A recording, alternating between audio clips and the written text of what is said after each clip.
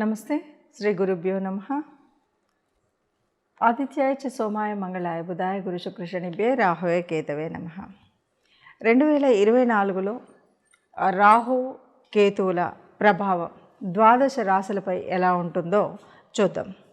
మన రాహుకేతువుల ప్రభావం మూలంగా ఉద్యోగంలో కానీ, వ్యాపారంలో కానీ, సంతానంలో కానీ, ఏ వ్యవహారంలో అయినా సరే ఈ ఇద్దరు ఇప్పుడున్నటువంటి స్థితిలో అంటే మేషంలో రాహు, కన్యలో కేతువు ఉన్నాడు. ఇలా ఉన్నప్పుడు ఈ గ్రహాల మూలంగా మిగతా రాశులపై ఎలాంటి ప్రభావం ఉంటుందో చూద్దాం. ఎందుకంటే రాహుకేతువులు రెండు కూడా చెప్పాలంటే సూర్యుడిని చంద్రుడిని కూడా మింగగలిగినటువంటి శక్తి ఉన్నటువంటి గ్రహాలు రాహుకేతువులు. అంతేకాదు ఇవి ఏ స్థానంలో ఉన్నాయో, ఏ గ్రహాలతో కలిసి ఉన్నాయో వాటి శక్తిని వాటిలాగా ఇవి ప్రభావం చూపేటువంటి స్థితి కూడా మనకు కనిపిస్తుంది. ఇక రాహు అంటే వ్యాపకత్వానికి, అలాగే కొన్ని మోసపూరితమైనటువంటివి, అలాగే కొన్ని విదేశీ ప్రయాణాలకు ఇలా రకరకాలుగా చేస్తే, కేతు అంటే యోగాన్ని ఇస్తుంది అని చెప్తాము. ఆ యోగము ఒక ఆధ్యాత్మిక చింతనతో కూడినటువంటి యోగాన్ని ఇచ్చేటువంటి పరిస్థితి ఉంది. మరి ఇలాంటి ఈ రెండు గ్రహాలు ఈ రెండు స్థానాల్లో ఉన్నప్పుడు ద్వాదశ రాశులకు ఎలా ఉంటుందో చూద్దాం. దీనివల్ల మనకి మంచి జరుగుతుందా, చెడు జరుగుతుందా, ఏ రాశి వారికి ఎలా ఉంటుంది, ఏ రాశి వారికి ఏ రకమైనటువంటి పరిహారం చేసుకోవాలో తెలుసుకుంటే మంచిది. రాహుకేతువులు మేషంలో రాహు ఉండి కేతువు కన్యలో ఉన్నప్పుడు ఈ జనవరి 2024 నుండి డిసెంబర్ 31, 2024 వరకు ఈ రాశుల్లో రాహుకేతు ఉన్నప్పుడు మిగతా రాశుల వారికి ఎలా ఉంటుందో తెలుసుకునే ప్రయత్నం చేద్దాం. ఇక కర్కాటక రాశి వారికి 9లో రాహు ఉన్నాడు, 3లో కేతు ఉన్నాడు. భాగ్యస్థానంలో రాహు ఉన్నాడు కాబట్టి కలిసి వస్తుందనే చెప్పాలి. ఎందులో కలిసి వస్తుంది? ఒక ఉద్యోగంలో కానీ, వ్యాపారంలో కానీ, రాజకీయ రంగంలో ఉన్న వాళ్ళైనా ఎక్కడైనా సరే సమాజంలో మంచి పేరు ప్రఖ్యాతులు కలిగేటువంటి పరిస్థితి ఉంటుంది.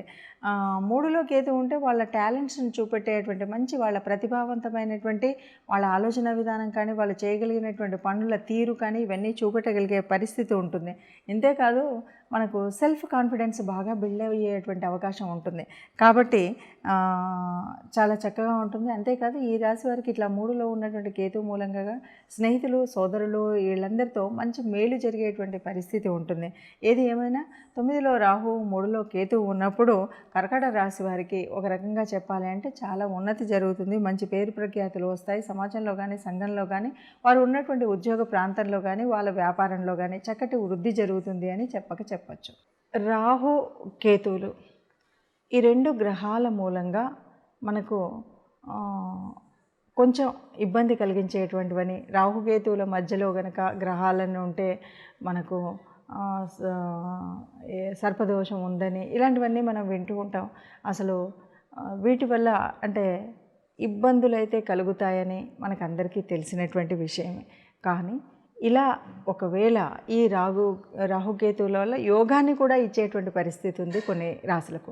ఆ యోగంతో పాటు ఎవరికైనా ఇబ్బంది కలిగితే మనం ఎలాంటి పరిహారాలు చేసుకోవాలి అనే విషయాన్ని కనుక చూసినట్టయితే ముఖ్యంగా ఉలువలు, మినుములు ఇవి దానం చేయడం, రాహుకేతుల జపం, లేదా సుబ్రహ్మణ్య స్వామి నాగదేవుడి గుడికి వెళ్ళడం, పుట్ట దగ్గరికి వెళ్ళడం, ఇలాంటివన్నీ కూడా మంగళ శుక్రవారాల్లో కనుక మీరు వెళ్ళి పుట్టలో పాలు పోయడం కానీ, సుబ్రహ్మణ్య స్వామికి అభిషేకం చేయడం కానీ, ఇంకా ఇవి కాకుండా ఎవరైనా కొద్దిగా వెళ్ళగలిగి ఉండి లేకపోతే అటు శ్రీకాళహస్తికి దగ్గరలో ఉన్నట్టయితే కూడా శ్రీకాళహస్తిలో రాహుకేతువులకి పూజ చేయించుకోవడం అనేటువంటిది కనుక చేసినట్టయితే ఏ రకమైన చిన్న ఇబ్బంది ఉన్నా కూడా అది పూర్తిగా తొలగిపోతుంది అని చెప్పచ్చు.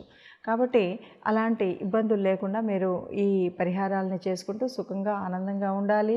ఇప్పటి వరకు మీరు తెలుసుకున్నటువంటి ఈ రాశి ఫలితం ఎలాంటిది అంటే గోచార రీత్యా అంటే జన్మజాతకంలో మనకున్నటువంటి గ్రహాల యొక్క స్థితి, యుతి, దృష్టి వాటిని బట్టి ముఖ్యంగా కనిపిస్తున్నప్పటికీ కొంతవరకు మనకు మన జన్మజాతకం తెలియదు, లేదా ఈ వారం వరకే కదా అనుకున్నప్పుడు గోచార రీత్యా మనం చూస్తూ ఉంటాం. గోచార రీత్యా ఉన్నటువంటి వాటిని ఎగ్జాక్ట్గా, యాక్యురేట్గా లేదు అనడానికి వీల్లేదు. ఎందుకంటే కేవలం 30 to 40% వరకే మనకు ఇది ఫలితం కనిపిస్తుంది. మనకు జన్మజాతకంలో కూడా ఈ గ్రహాలు ఇలాంటి పరిస్థితిలో ఉంటే అప్పుడు మనకు 100% కనిపిస్తుంది. లేదంటే 30-40 మనకు ఈ ఫలితాలు కనిపిస్తాయి. మరి 30-40 ఉన్నప్పుడు ఎందుకు తెలుసుకోవాలి అంటే దీనివల్ల కూడా ఏదైనా మనకి అంటే ప్రయాణాల వల్ల కానీ, లేకపోతే ఏదైనా ఆర్థిక ఇబ్బందులు కానీ రాబోతున్నాయి, లేకపోతే ఏదైనా ఆనందకరమైన విషయం రాబోతుంది అన్నప్పుడు దాన్ని ముందుగా తెలుసుకున్నప్పుడు రాబోయే కష్టాన్ని అడ్డుకోవడానికి కానీ, రాబోయే అనారోగ్యాన్ని తట్టుకోవడానికి కానీ మనం చేయవలసినటువంటి పరిహారాలు ఏమైనా ఉంటే చేసుకోవడానికి వీలుగా మనము ఇలా ముందు తెలుసుకోవడం అనేటువంటి పద్ధతి. ఏది ఏమైనా మనం ఈ చిన్న పరిహారాలు చేసుకున్నప్పుడు అందరికీ ఆనందంగా ఉంటుంది, సుఖంగా ఉంటుంది. జీవితకాలంలో కష్టం అనేది తప్పకుండా ఉంటుంది. అయినప్పటికీ ఆ కష్టాన్ని ఈజీగా మనం బయటపడేటువంటి ప్రయత్నమే ఈ గోచార రీత్యా మనం చెప్పుకునేటువంటి ఫలితాలు. అందరూ సుఖంగా ఉండాలి, అందులో మనం ఉండాలి, అందరం ఆనందంగా ఉండాలి. సర్వే జనా సుఖినో భవంతు. నమస్తే.